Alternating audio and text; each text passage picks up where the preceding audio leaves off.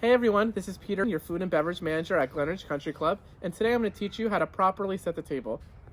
This is a really good skill to have for if you ever host any of your own events, or even if you go out to eat, so let's get started.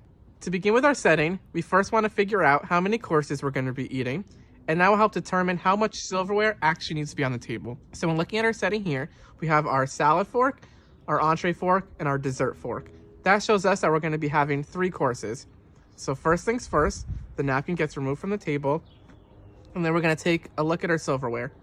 When eating, you start from the outside of the setting and work your way in. So the outside silverware is what we're going to be using first. We have our salad fork on our left side, which is our smaller fork, and our salad knife, and this is going to be used to eat our first course. When you're finished with the first course, these 2 pieces of silverware will be removed. Next, we have our bread plate, our butter knife, our water glass, and our wine glass. An easy way to remember which side each one goes on in the setting is B for bread plate will be on our left, and D for drink will be on our right. That helps us remember which side each one will go on. When your entree comes out, this should all that's left on the table, and make sure there's enough space in between for the plate to actually fit. When everything is done, your entree fork, your entree knife, your butter knife, and your bread plate will all be removed.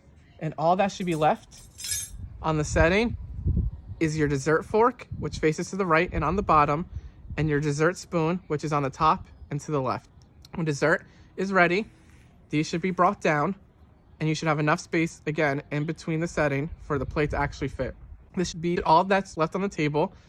Your water glass and wine glass should also still be there, but your wine glass should only be there if you're still drinking wine.